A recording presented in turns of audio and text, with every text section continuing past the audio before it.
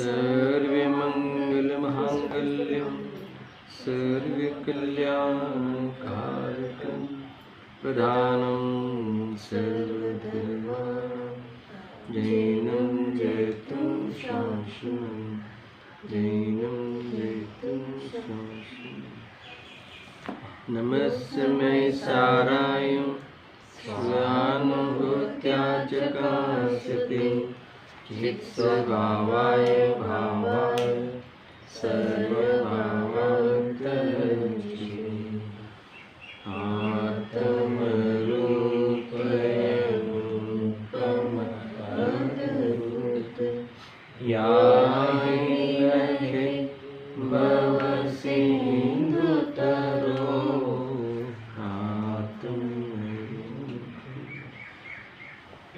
समय सार सर्व विशुद्ध ज्ञान अधिकार।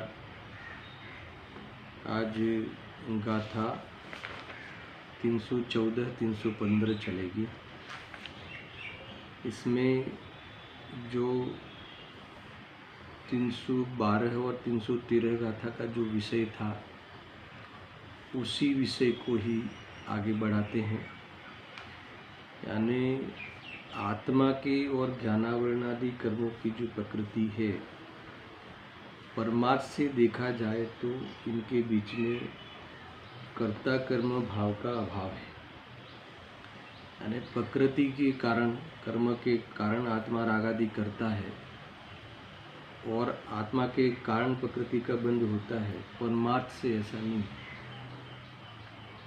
यहाँ ये ऐसा होने पर भी निमित्त नैमित्तिक भाव के कारण बंद होता है।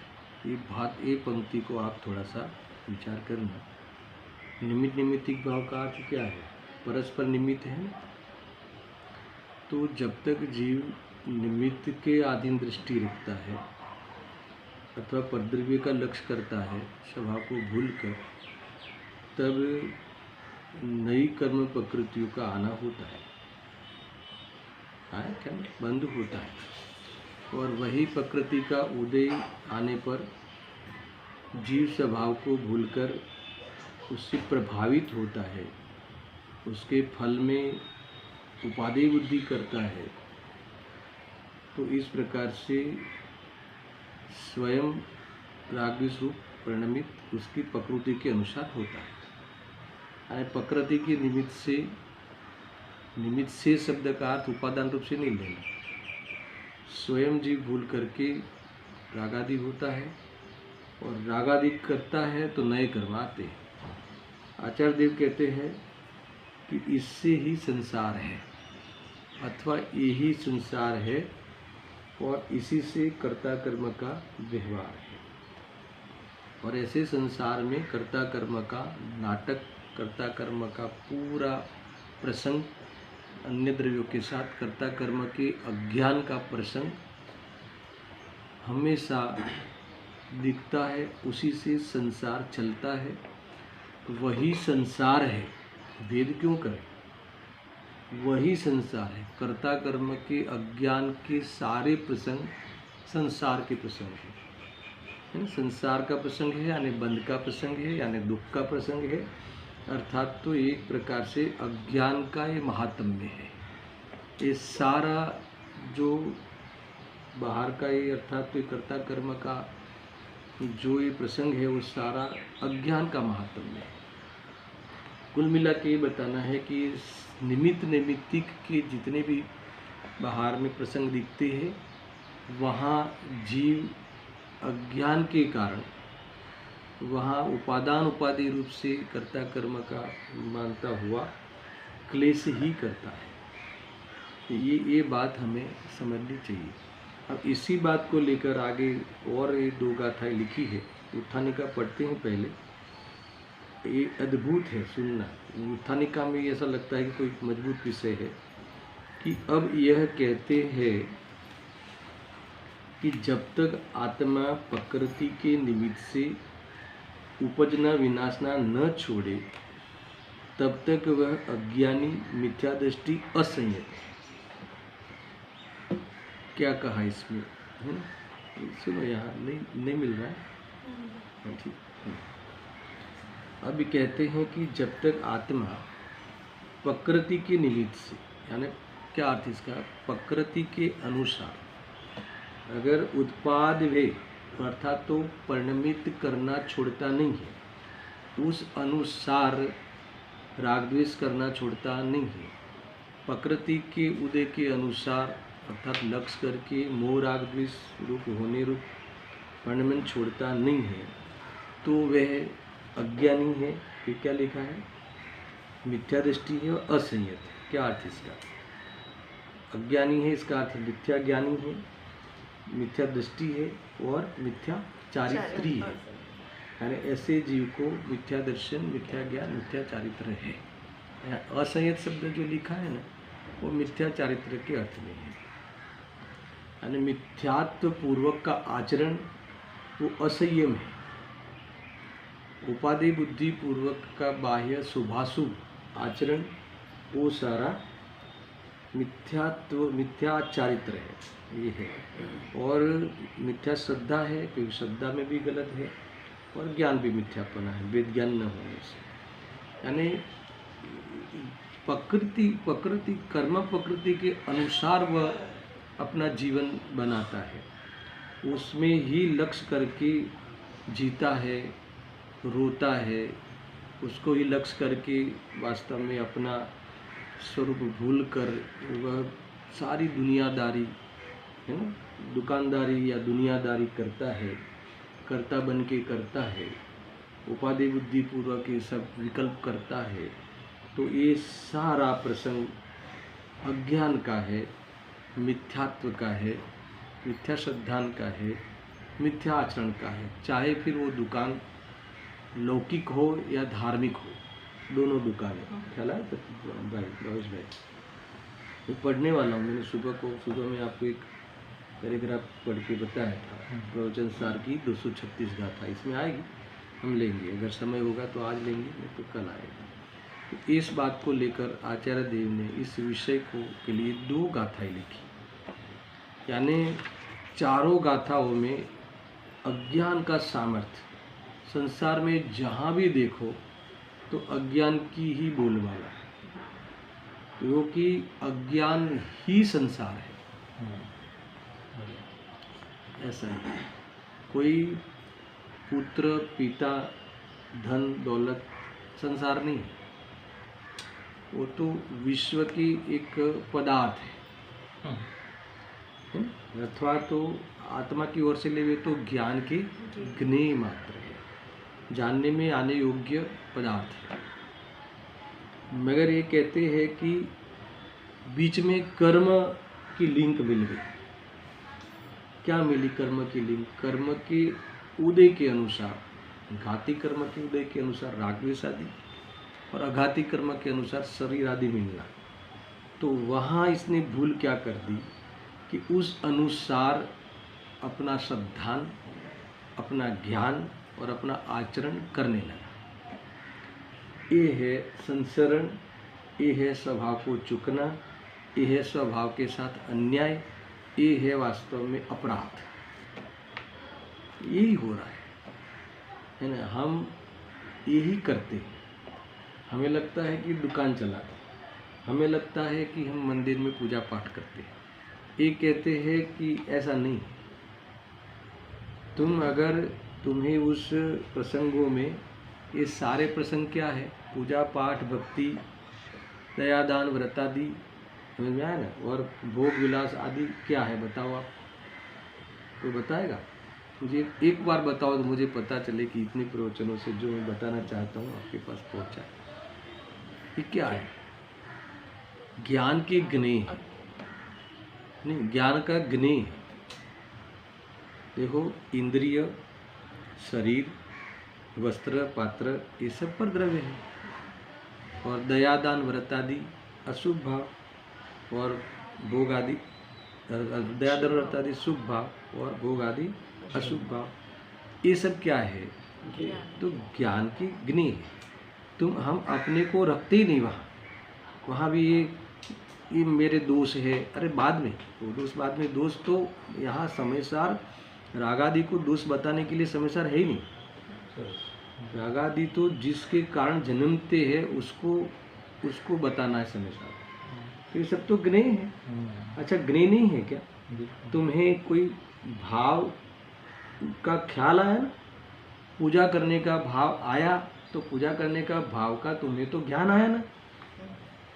अब तुम ज्वाइन, मुझे आया वो बाद में देखते, पहले तुम जो हो, तुम्हारी जो आइडेंटिटी है, तुम्हारी जो पहचान है, उसकी ओर से देखो तो वो सब ज्ञान के ज्ञेय हैं। अब क्या किया इसने इस स्वभाव को भूलकर फिर इसने उसी के प्रति श्रद्धान, फिर ज्ञान और आचरण उसको लेकर, श्रद्धान में क्या किया, ये इष्ट है, ये अनिष्ट है, ये बुरे है, ये अच्छे है, मेरे है, तेरे है, कभी मेरे है, कभी मेरे नहीं है, कभी ये तेरे है, कभी तेरे नहीं है, कुछ ठिकाना नहीं है।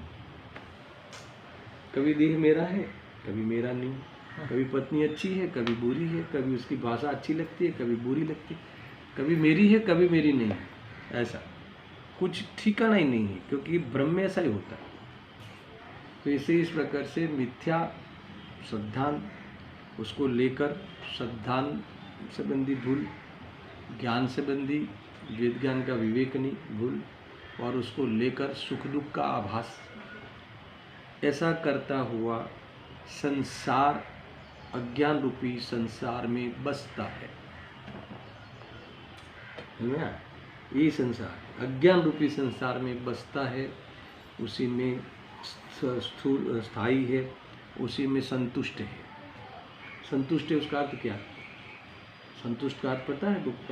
संतुष्ट का अर्थ उसी में गलत नहीं लगता। इसके बाहर और क्या हो सकता है? यही तो सब करते, दादा परदादा यही करते थे, हम भी करते हैं और बच्चे भी वही करेंगे।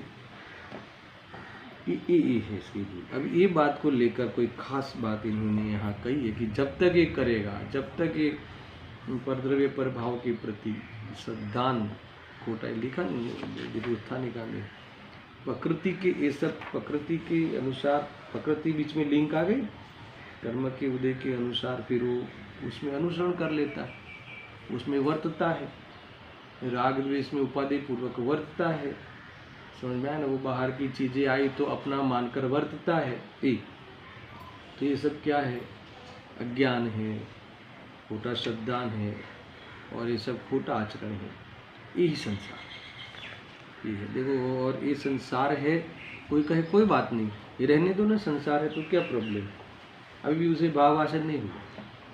इसलिए मैं हमेशा इस बात को लेकर एक शब्द जोड़ता हूँ, ऐसा करता हुआ क्लेश करता है, ककड़ाहट करता है। ऐसा करता हुआ वास्तव में एक प्रकार से गुजराती शब्द है, कंकास करता है। ठीक है, अभी जो भी है समझ जाते हैं लोग, गुजराती शब्द का हिंदी भावासन कर लो।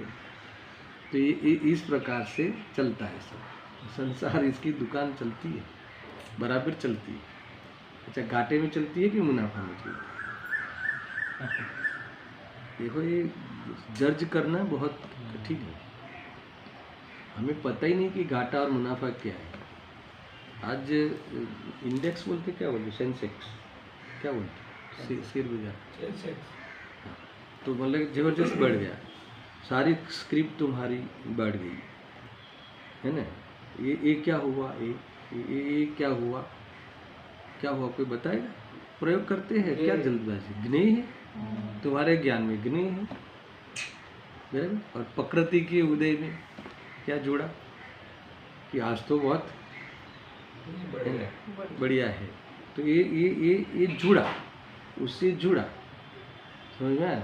ऐसा श्रद्धान किया और उससे सुख का आभास किया, या फिर घटा तो दुख रूप परिणमित हुआ। तो ये सब अज्ञान रूपी संसार का क्लेश है। ये क्लेश हुआ, ये घाटा है, ये इसको पता नहीं। देखो, घाटा किसके कहते हैं? क्लेश होवे तो घाटा, ठीक है, और आनंद आवे तो मुनाफा। अब नक्की कर लेना इस थर्मामीटर से, समझ आया? तो अभी जैसे जैसे जैसे कल आप मान लो कि थोड़ा घूम के आए तो क्लेश हुआ ना, आकुलता हुई ना, कि आकुलता नहीं हुई? आकुलता हुई, मजा भी, मजा आया, वो तो आभास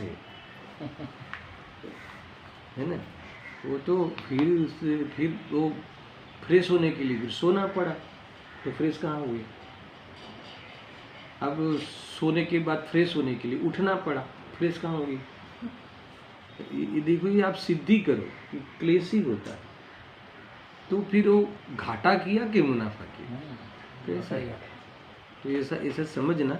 ये थोड़ा सा मैं इसलिए बहुत ही घर की भाषा में ये बात बताता हूँ, क्योंकि देखो ऐसे सामान्य भाषा में, शास्त्रीय जो सैद्धांतिक भाषाओं में तो बात अच्छी लगती है, मगर जब हम अपना कोई प्रसंग रख के कहे या उसको प्रूव करे कि वहाँ आकुलताएँ है, तो फिर इससे लगता है कि छोड़ो ना, आप तो पढ़ाते जाओ ना, इसको बीच में मत लाओ उदाहरणों।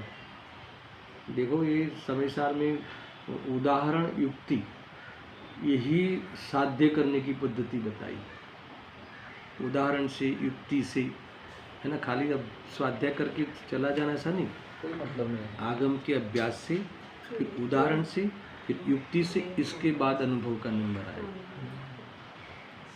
फिर अनुभव करके प्रमाण कर लेना, तुम भगवान के मोक्ष मार्ग में तुम प्रस्तुत हो गए, भगवान ने बताए हुए मोक्ष मार्ग में अथवा सुख के मार्ग में तुम्हारी एंट्री हो गई, तुम्हें वीज़ा मिल गया, मुक्ति का वीज़ा मिल गया, सम्यक दर्शन वीज़ा है, ऐसा है।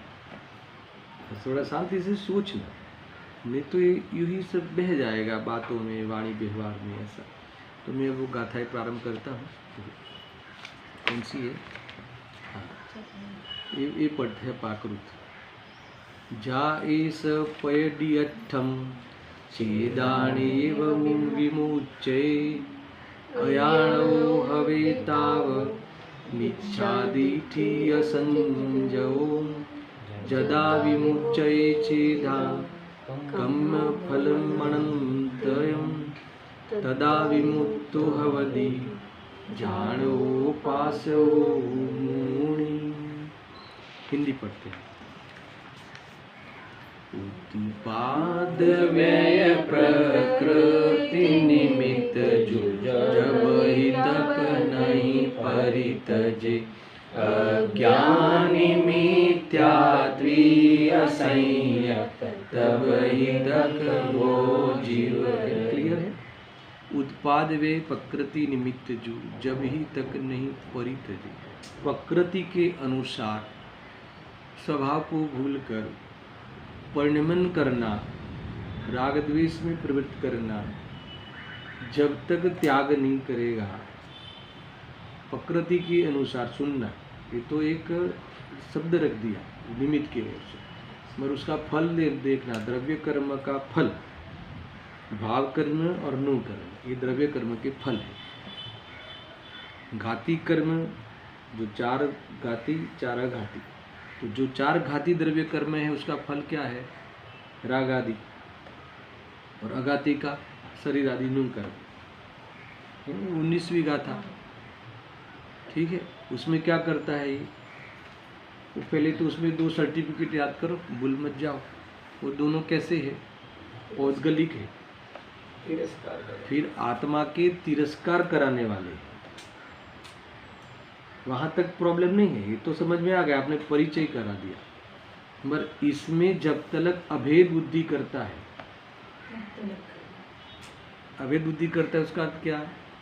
ये यहाँ इसमें जब तक इसको एक गलती नहीं लगती, ये करने में उसे कोई भूल नहीं लगती, इसमें एकत्व बुद्धि, ममत्व बुद्धि करना उसे उचित लगता है, उसकी रागादि की पूर्ति करना उसको जीवन लगता है, शरीर आदि को अपना मानना प्राउड फील करता है, उसको अपना मानना वास्तव में उसको सही लगता है, ये है अभेद बुद्धि।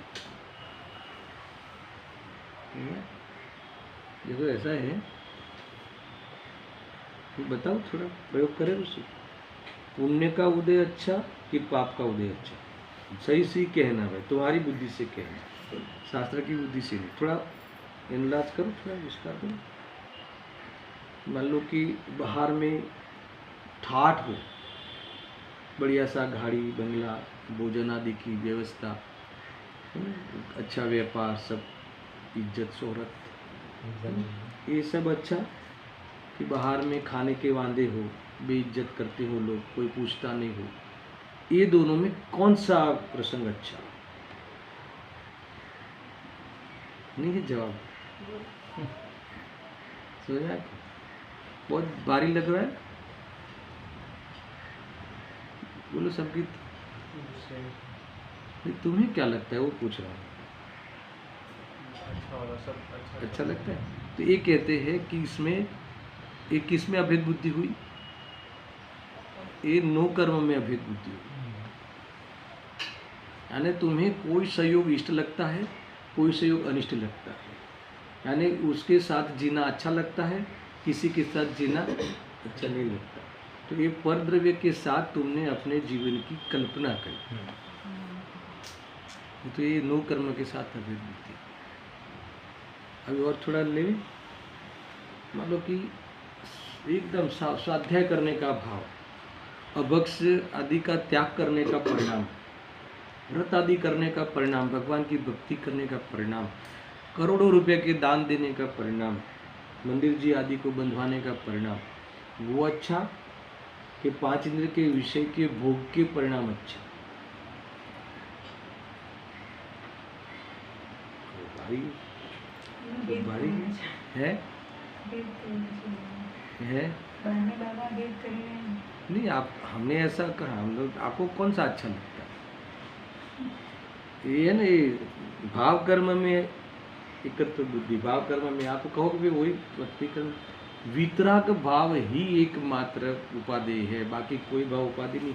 होना अलग बात है, मैं उपाधि तुम्हें लगा अभेद बुद्धि है ना, मिथ्या बुद्धि है, तो मिथ्या तो को लेकर बात है। ये गजब की बात है, ये प्रकृति के भाव है, ये कर्म के उदय में होने वाले भाव है, स्वाभाविक भाव नहीं है, विभाविक भाव है। और उस भाव में वो परमानेंट नहीं है, वही के वेग जैसे होते कि नहीं, ऐसे होते। तो इसी में फिर देखो, आपको और थोड़ा खोले इसको कि ठीक है, ठीक है, आप कहे भी चलो ये पूजा पाठ स्वाध्याय ये जो ये सब अच्छा, ठीक है, क्यों अच्छा है, उससे क्या हो? आप इसको विचार में अमल में रखो, बोलो बेटा क्या है, उससे क्या मिले? अच्छा है ना, तो अच्छा या बताओ ना उससे, तो उससे क्या मिलेगा? तो स्वर्ग आदि मिलेंगी, तो क्या होगा इससे? चलो स्वर्ग आदि मिले, इससे क्या होगा? तो आखिरकार तुम्हें उस बात पे आना पड़ेगा कि वहाँ भोग भोगने मिलेंगे। तो मुझे बताओ कि फिर सुख बुद्धि तुम्हें किस में हुई, अभेद बुद्धि किस में हुई? तो ये कह रहे हैं कि ये कर्म प्रकृति के अनुसार तुम्हारा परिणमन होगा, ये परिणमन तब तक है ना, जब तक उसका त्याग नहीं होगा तब तक क्या होगा? तुम्हें अज्ञान होगा, तुम्हारा ज्ञान अज्ञान रूप होगा, तुम अज्ञानी होगे, तुम मिथ्या दृष्टि होगे, तुम्हारा आचरण सब मिथ्या होगा। तो ये ऐसा जब तक ये मिथ्या ज्ञान दर्शन और चारित्र मिथ्यात्व रहेगा, तब तक ये कहते हैं कि क्या रहेगा? संसार रहेगा। इसी को संसार का मिथ्यात्व, मिथ्या दर्शन, मिथ्या ज्ञान, चारित्र है ना, मिथ्या दर्शन, मिथ्या ज्ञान, मिथ्या चारित्र संसार है। इसी संसार के तुम्हारा हमारा सिद्धांत का जो मिथ्यापना, ज्ञान का मिथ्यापना, और इस प्रकार से हमारा मिथ्या दर्शन, मिथ्या ज्ञान पूर्वक का आचरण, चाहे आचरण शुभ हो चाहे अशुभ हो, तो ये सारा अज्ञान रूपी संसार तुम्हें हर समय है ना, वास्तव में हर समय विचलित रखने वाले हैं। हर समय तुम्हें देखो पागलपन जैसा होता है बाबू, हर समय क्या होगा, अभी क्या होगा, अभी क्या होगा ऐसा है, अभी क्या होगा, ऐसा ही हो रहा है, ऐसा है समझना जी। एग्जैक्ट हो सके नहीं। अरे हर समय आगे क्या होगा। तो ये इसका भय बना रहता है ना, उसकी जिज्ञासा बनी रहती है, एक क्यूरोसिटी में भी एक भय रहता है कि आगे क्या होने वाला है इसका भी। तो ये कह रहे कि ये तुम्हें कहीं ना कहीं कोई ना कोई अपेक्षाएं बनी रहती है। तो ये यही है, तो संसार ही तो संसार है, ये संसार के सब एपिसोड है। उत्पाद व्यय प्रकृति निमित्त जो जब ही तक नहीं परितजे, अज्ञानी मिथ्यात्वीय संयत तब ही तक वो जीव रहे। आया ख्याल? क्लियर? गाथा क्लियर? देखो आगे। ये आत्मा जब ही कर्म का फल अनंता परितजे, ज्ञायक तथा दर्शक तथा मुनि मोहि कर्म विमुक्त है। ये हमारी पॉजिटिव बात आई ना, कैसी है? अद्भुत है, समझ में आ गया। ऐसा है, क्या कहा? ये आत्मा जब ही कर्म का फल अनंता परितजे, हम लेते हैं गाथा भी चल ही रहा है। क्या कह रहे हैं कि ये आत्मा है ना, कहाँ गया? हाँ, जब ही कर्म का फल अनंता परितजे। ये क्या है अनंता फल? क्या है तो इसका कब ये जो है ना अनंत कर्म फल को छोड़ता है। जब आत्मा ये चेतयिता अनंत कर्म फल को छोड़ता है, तो अनंत कर्म फल क्या है? ये इसको थोड़ा विचार करो। ख्याल में आ रहा है कुछ भाई?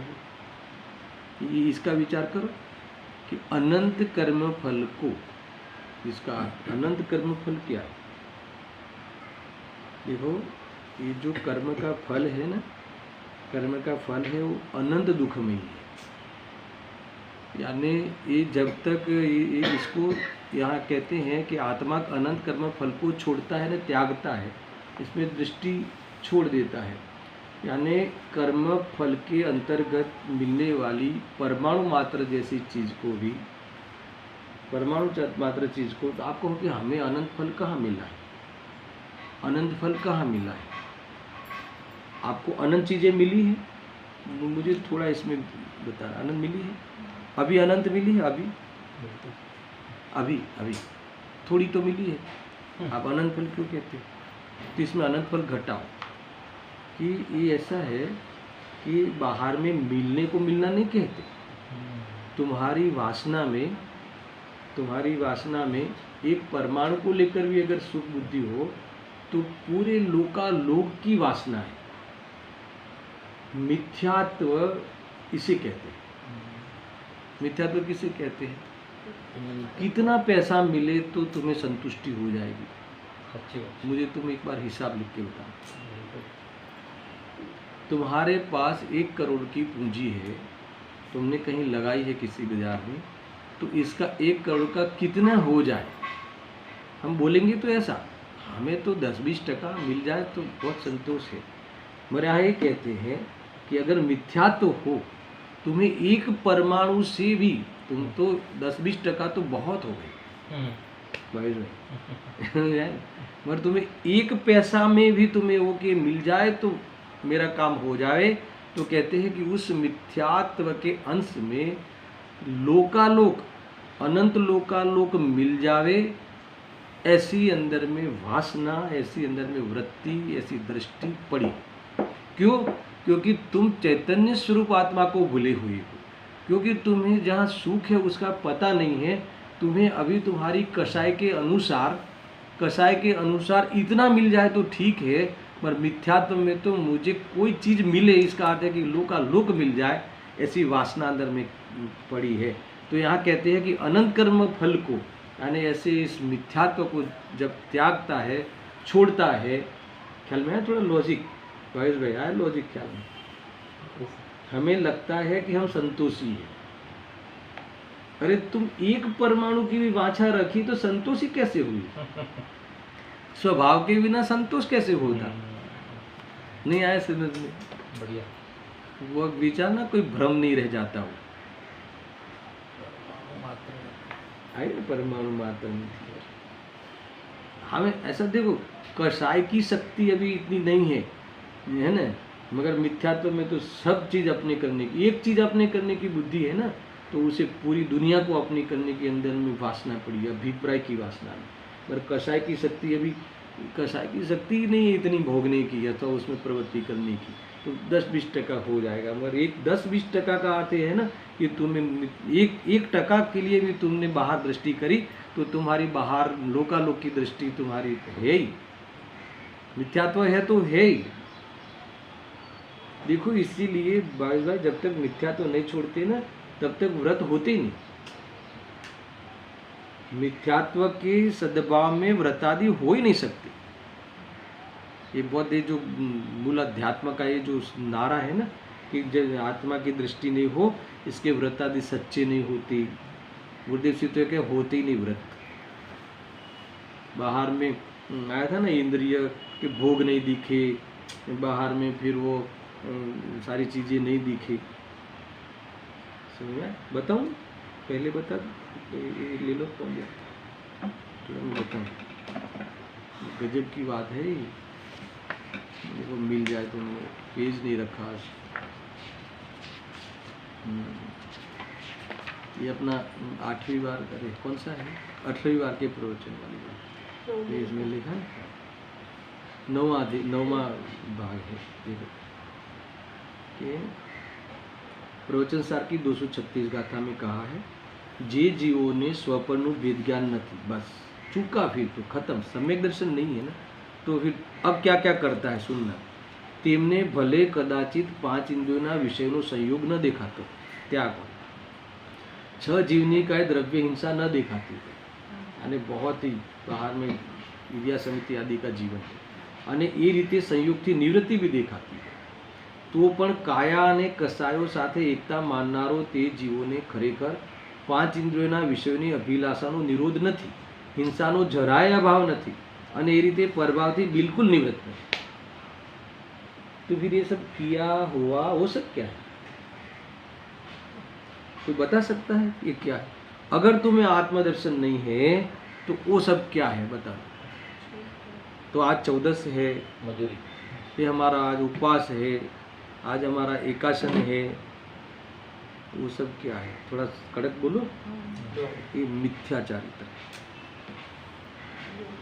इसमें लिखा है, अब तो बहुत भारी पड़ जाए, भारी पड़ जाए। मिथ्यात्व के सहित किए जाने वाले सारा आचरण मिथ्या चारित्र कहलाता है, सारा शास्त्र ज्ञान मिथ्या ज्ञान कहलाता है। और बढ़ू आगे, और बढ़ू थोड़ा, ये सब भव के हेतु हुए, है ना? क्या हुआ? थोड़ा कठिन तो होगा भाई, ये सब क्या हुआ? भव के हेतु है। क्या बात करते हो, कोई फर्क नहीं है। अरे थोड़ा कुछ रखो, हमारा क्या रखे? नहीं वो है सोने की बेटी लगाए। हाँ, बस स्वर्ग में आ गए ना आखिर जात पे।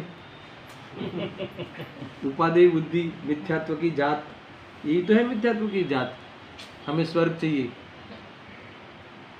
देखो ये यानी सबसे पहले हमारा फोकस इस अज्ञान पे है ना, फल अनंता परितजे, ये आत्मा जब ही कर्म का फल अनंता परितजे, ये आत्मा जब ही कर्म का फल अनंता परितजे, ज्ञायक तथा दर्शक तथा मुनि मोहि कर्म विमुक्त। आत्मदर्शन के बिना है ना संसार का एक कतरा भी कम नहीं होता। लाख तप कर ले, लाख उपवास कर ले, ये कोई तप करने वाले और तप पे क्रिटिसाइज मत समझना, ये बहुत दिशा दिखा रहे हैं। इसका अर्थ है भी नहीं कि कैसे भी खाते रहो, है ना, क्लबों में नाचते रहो, तो ये ऐसा अर्थ भी नहीं निकाला। यानी आत्मदर्शन पहले करना कि वो भाव क्या है, तुम क्या हो, ये कह रहे हैं। अनंता फल फल को छोड़ता है, यानी मिथ्यात्व को छोड़ता है, ऐसी बात कही है। देखो इस प्रकार से मैंने करीब करीब गाथा तो मैंने पढ़ ही लिए, कह ही दिए, फिर भी पढ़ना जरूरी है। कोई खास शब्द रह गया हो तो पढ़ू गाथा भाई। जब तक यह आत्मा, ये कौन सी 314 नंबर की गाथा, जब तक यह आत्मा प्रकृति के निमित्त से उपजना विनशना नहीं छोड़ता, इसका अर्थ क्या, प्रकृति के अनुसार परिणमन करने का स्वाद नहीं छोड़ता। किसकी बात है, देखो अपने से अनजान रहना ही अज्ञान है, वो ही कर सकता है। तुम्हें चैतन्य स्वरूप की ज्ञाता दृष्टा का सुबह सुबह अपनी बात हुई थी कि जब तक मैं चैतन्य स्वरूप हूँ, जानने देखने रूप हूँ, इसका अगर हमें खबर नहीं हो तो किसी न किसी द्रव्य को लेकर, इसका मैं करता हूँ, इसका मैं करूँगा, इसका मैं पहले करता था, इसने ही मेरा किया, इसने अच्छा किया, उसने बुरा किया, ऐसा ही क्लेश, ऐसा ही अहंकार करता हुआ राग द्वेष करेगा और करेगा। ये कह रहे हैं जब तक यह आत्मा प्रकृति के निमित्त से, कर्म उदय के निमित्त से होने वाले परिणामों के अनुसार परिणमन करेगा, ये कहते हैं उसको जब तक नहीं छोड़ता, उसकी दृष्टि नहीं छोड़ता, तब तक यह अज्ञायक, कैसा, अज्ञानी, अपने से अनजान, ऐसी बहुत भक्ति भी है ना, अपने से अनजान है, अपने से अनजान तुझे भगवान अपने से अनजान है, उसे भगवान यहाँ कहते हैं कि तू गायक है, मगर उसे वो अच्छा नहीं लगता। उसे तो अच्छा लगता है कि आप मुझे क्या कहो, भगवान बोलना अच्छा नहीं लगता उसे भक्त कहो, पिता कहो, पुत्र कहो, है ना। बच्ची दादा बोल देवे तो ऐसा लगे कि वो पहली बार दादा बोले, पहला दादा ही बोला इसने, तो क्या होगा इसे, ऐसा है। तो अरे भगवान आत्मा हो तुम, ये कह रहे हैं ऐसा, तब तक वह अज्ञाय यानी अज्ञानी है, मिथ्या दृष्टि है, असंयत। इसका अर्थ है कि इससे बड़ा अपराधी और कोई नहीं। कर्म के फल के उदयों में तुरंत उसे प्रभावित हो जाता, बस। राग आया तो उसमें क्या गलत है, द्वेष आया तो इसमें क्या गलत है ना। बच्चों के प्रति इतना कड़क वलन नहीं रखेंगे तो सुधरेंगे क्या, नहीं सुधरेंगे ना। सुधार के देखो किसने कितने सुधारे। एक माँ के दो बेटे हैं, एक शैतान बनता है, एक भगवान बनता है। माता ने ऐसा अन्याय क्यों किया, मेरा प्रश्न है। ऐसा तो है ना इतिहास, एक माँ के दो बेटे हुए किसी माता के, तो एक भगवान बनता है, एक शैतान बनता है। हजारों उदाहरण, एक मोक्ष जाता है, एक मोक्ष के विरुद्ध खड़ा रहता है, हजारों उदाहरण। वो माता ने उस दोनों बच्चों में एक बच्चे के साथ अन्याय क्यों किया, क्या कर सकती है माता अन्याय? तो फिर एक मोक्ष क्यों गया और एक नरक क्यों गया? अब इसका जवाब दे दो। यही है, कर ही नहीं सकता वो स्वयं ही, वो अपना, कोई किसी का कर ही नहीं सकता। समझ में आया कि नहीं? ये बात समझ, कर्ता कर्म को लेकर ही ये जीव संसार में भटकता है, अज्ञान को लेकर। ऐसा वही बात चल रही थी ना इस उदाहरण में, पता नहीं कौन सी बात चल रही थी, ऐसा है ना। तब तक वह अज्ञायक, अज्ञानी है, मिथ्या दृष्टि, असंयत है, ऐसा। ये ही अपराधी, ये बता रहा था, अपराधी है स्वयं भूल कर। अब देखो इसके सामने 315 गाथा भी रख दी, बहुत ही पॉजिटिव अर्थ में रखी। अब चेतयिता आत्मा, चेतयिता आत्मा, चेतने वाला, कैसा संस्कृत में शब्द है, आत्मा को क्या कहते हैं? चेतयिता। इसका क्या, चेतने वाला, जानने देखने वाला, ज्ञाता दृष्टा, साक्षी रहने वाला, अद्भुत इसका परिचय है ये आत्मा। आत्मा यानी कौन? मैं। अनंत कर्म फल को छोड़ता है है ना, तो इसकी चर्चा तो पहले हो गई। इस अनंत कर्म फल को छोड़ता है तब वह ज्ञायक है, दर्शक है, मुनि है। कितने अर्थ बताए, फिर से लेता हूँ। यानी अनंत कर्म फल को, यानी उस कर्म फल के परमाणु मात्र में उपादेय बुद्धि नहीं करता है ना, उसमें अपने से मिला के अनुभव नहीं करता एक। और अनंत कर्म फल को छोड़ने का अर्थ है मिथ्यात्व को छोड़ता हुआ। अनंत का एक अर्थ मिथ्यात्व भी है, तो ये है ना, छोड़ता है तब वह क्या है, ज्ञायक है। ज्ञायक है यानी सम्यक ज्ञानी है, दर्शक है या श्रद्धा के अर्थ में लेना, सम्यक दृष्टि है, मुनि है। मुनि का अर्थ है सम्यक चारित्र, यहाँ सम्यक चारित्र लेना, ये चारित्रवान है, सम्यक चारित्री है ये। अब ये है 3 प्रकार से उस जीव को यहाँ महिमा करी। वही वास्तव में विमुक्त है, वही वास्तव में बंध से रहित है। इसके अलावा बंध से रहित कोई हो सकता नहीं है। इतनी अद्भुत चर्चा है। ठीक है, अब मैं वो टीका पढ़ता हूँ। जैसे इतनी चर्चा हम करते हैं तो टीका आ ही जाती है, फिर भी अपन पढ़ते हैं। हाँ, ये हो गया ना, मुनि है, विमुक्त है अर्थात बंध से रहित है। देखो ऐसा है कि बंध से रहित का अर्थ क्या है, सुखी है। तो ये सुख अपने से कितनी दूर है, सुख अपने से कितनी दूर है। यहाँ मैंने इसको कोट किया है, मुझे बहुत बढ़िया बात समझ में आई थी कि सुख अपने से कितनी दूर, हम अपने से जितनी दूर, हम अपने से कितनी दूर। चल में ये सामान्य बातें नहीं है। सुख कहाँ है, ये सुख अपने से कितनी दूर, सुख के लिए कितना दूर जाना चाहिए उससे, कितना दूर, कितना दूर। ऐसा नहीं हो जाए कि शायद हम सुख से दूर जा रहे हो। जितनी, देखो यहाँ लिखा है हम अपने से जितनी दूर है, ये कहा इतना ही दूर है, ज़्यादा दूर नहीं है। हम अपने से कितने दूर है, अरे मैं स्वयं में ही हूँ, मैं कहाँ दूर हूँ, मैं स्वयं। बस यही भूल हो गई कि मैं स्वयं में ही हूँ, इतना जानना बाकी रह गया। तो ये कहते हैं कि तुम अनंत लोक की वासना लिए हुए 4 गति में बिना परमिशन, बिना वीजा लिए हुए तुम घूम रहे,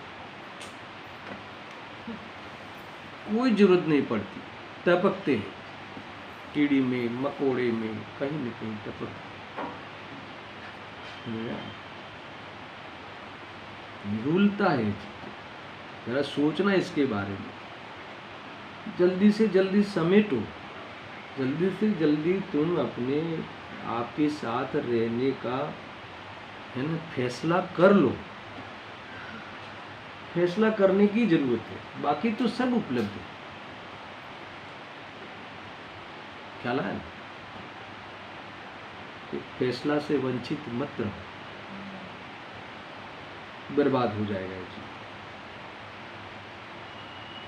वास्तव में मैं कभी कभी अध्यात्म को जब बहुत ही है ना रसपान करता हूँ, तो मुझे ऐसा लगता है कि मुझे एक कदम भी मुझे कहीं जाना नहीं है अपने सुख के लिए और अपने बंध के अभाव के लिए, एक कदम भी भाई।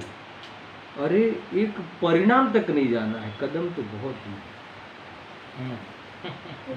क्या गजब है, क्या एक कदम, एक परिणाम तक नहीं जाना है।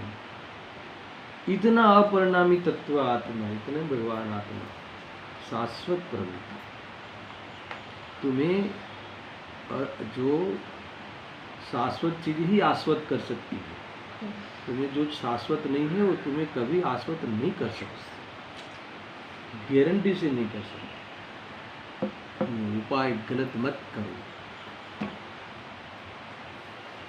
मत करो, ये कह रहे हैं, गजब की बात। तो इस प्रकार से ये 2 गाथाओं की गाथाट समाप्त हुई। टीका में कल से प्रारंभ हुआ, समय हो गया, समझ गए? ऐसा है, इसकी चर्चा में कल। सहजानंदे शुद्ध स्वरूपी अविनाशी हूँ,